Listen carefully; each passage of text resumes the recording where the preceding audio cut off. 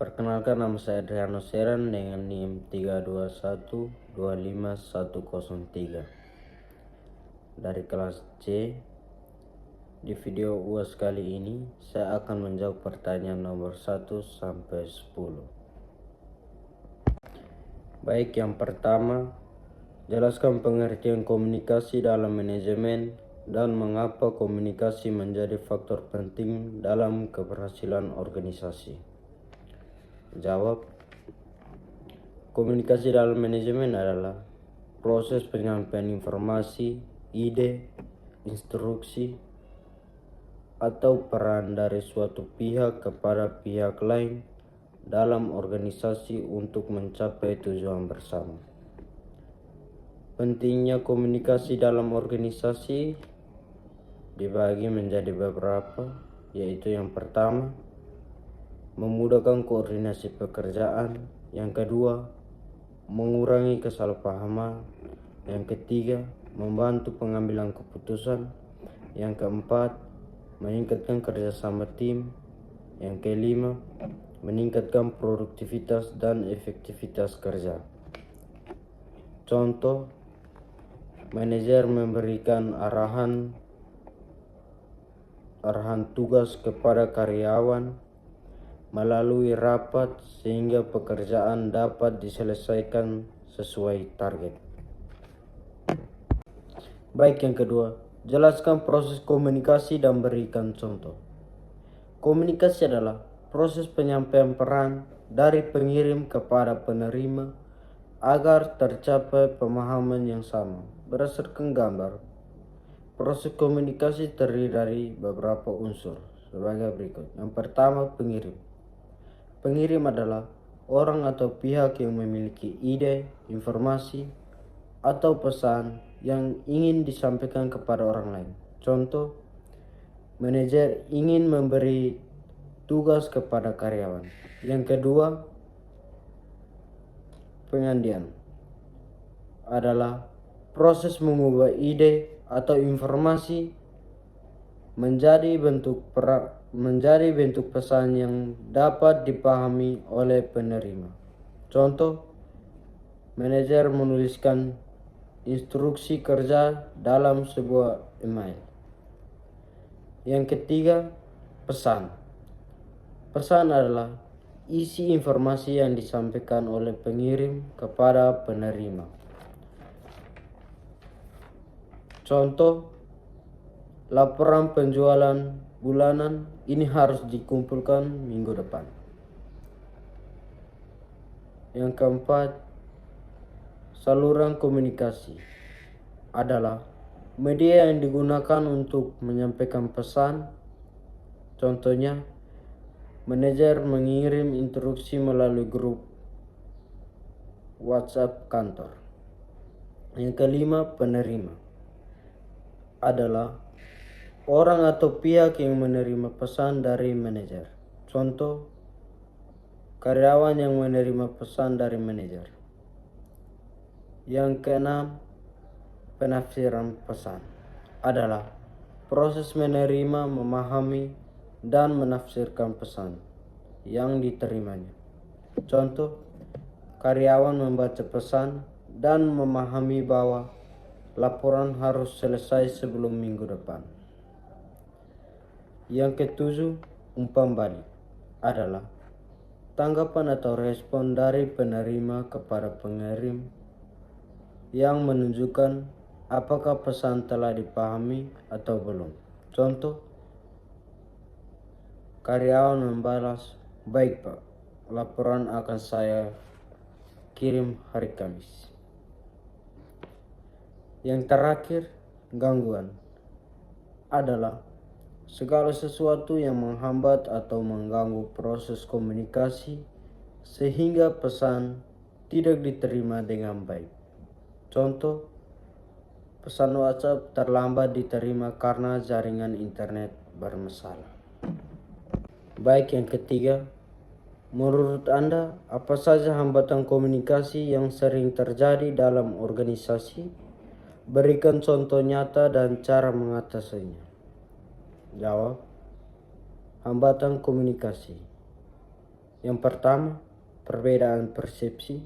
Yang kedua, kurangnya informasi. Yang ketiga, gangguan teknologi. Yang keempat, perbedaan bahasa. Yang kelima, kurangnya kemampuan mendengar. Contoh, karyawan salah memahami instruksi atasan sehingga pekerjaan tidak sesuai harapan. Cara mengatasinya, yang pertama, menggunakan bahasa yang jelas. Yang kedua, memberikan kesempatan bertanya. Yang ketiga, melakukan evaluasi. Yang keempat, memanfaatkan teknologi komunikasi yang baik. Baik, yang keempat, pengertian kepemimpinan dan peran pemimpin mencapai tujuan organisasi. Kepemimpinan adalah kemampuan seseorang untuk memengaruhi, mengarahkan, membimbing, dan menggerakkan orang lain agar bersedia bekerja sama mencapai tujuan organisasi. Ada beberapa peran pemimpin. Yang pertama, menetapkan arah, visi, dan tujuan yang jelas. Yang kedua, mengkoordinasikan sumber daya manusia dan fasilitas. Yang ketiga, mengambil keputusan tepat dan menyelesaikan masalah. Yang kelima, menjadi teladan dan membangun budaya kerja positif. Baik, yang kelima, pengalaman kepemimpinan yang baik dan kurang efektif. Contoh, kepemimpinan yang baik terlihat dari pemimpin yang mau mendengar tanggapan dari anggota, memberikan motivasi, dan bertanggung jawab. Kepemimpinan kurang efektif terjadi ketika pemimpin hanya memberi perintah tanpa memperhatikan anggota sehingga menurunkan semangat kerja. Baik, yang keenam, hambatan dan alasan perubahan organisasi. Hambatan perubahan. Yang pertama, dari individu. Takut hal baru, nyaman dengan kebiasaan lama, kurang pengetahuan. Yang kedua, dari organisasi. Struktur yang kaku, birokrasi panjang, sistem kerja yang sudah mapan. Mengapa harus berubah? Yang pertama, mengikuti perkembangan teknologi dan pasar. Yang kedua, menghadapi persaingan usaha yang ketat. Yang ketiga, memperbaiki kinerja dan efisiensi. Yang kelima, menyesuaikan dengan kebutuhan pelanggan yang berubah. Yang keenam, mengatasi masalah atau hambatan yang ada. Yang ketujuh, contoh perubahan organisasi dan dampaknya. Contoh, sebuah koperasi yang awalnya mencatat transaksi secara manual beralih menggunakan sistem komputerisasi. Dampak positif. Yang pertama, data lebih akurat, pencarian data lebih cepat.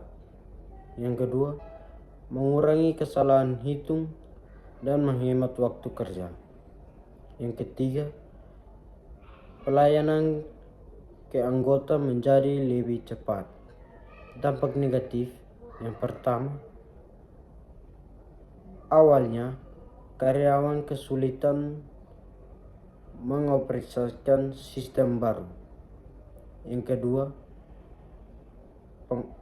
butuh biaya untuk pelatihan dan pembelian perangkat. Baik, yang kedelapan, pengaruh konflik terhadap kinerja organisasi. Konflik adalah perbedaan pendapat, kepentingan, atau tujuan antar individu atau kelompok dalam organisasi. Dampak positif. Yang pertama, memicu ide dan gagasan baru. Yang kedua, membuka masalah yang selama ini tersembunyi. Yang ketiga, meningkatkan kepekaan dan kreativitas. Yang keempat, mempererat hubungan jika diselesaikan dengan baik. Dampak negatif yang pertama, menimbulkan ketegangan dan suasana kerja tidak harmonis.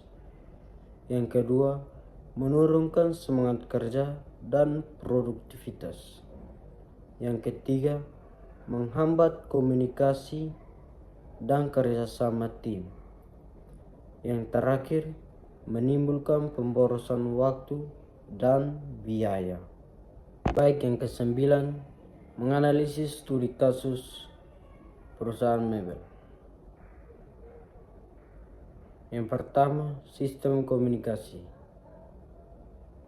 berjenjang atau pemilik, manajer, kepala bengkel, tukang atau pegawai, ditambah rapat produksi, papan pengumuman dan laporan harian hasil kerja. Yang kedua, gaya kepemimpinan gabungan otoriter dan partisipatif, menetapkan standar kualitas serta jadwal, namun tetap mendengarkan masukan tukang soal bahan, alat, dan cara pengerjaan. Yang ketiga, perubahan yang pernah dilakukan.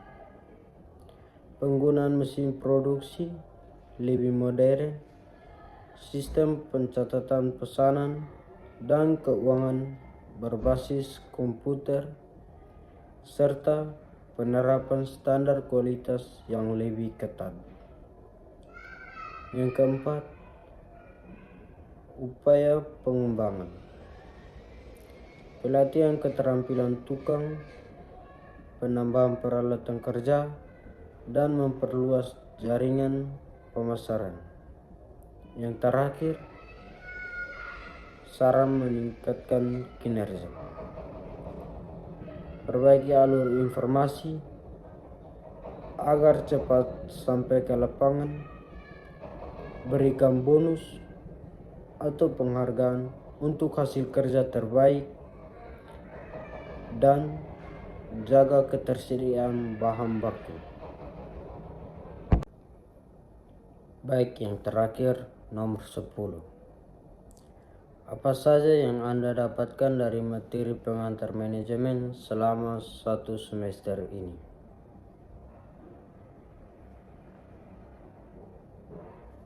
Selama 1 semester ini, materi meliputi yang pertama, pengertian, fungsi, dan ruang lingkup manajemen.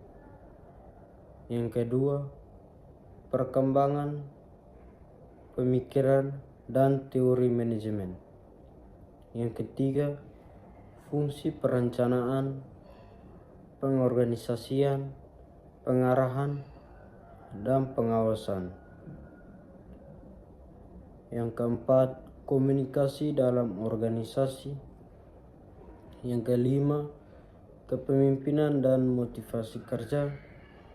Yang keenam, pengambilan keputusan.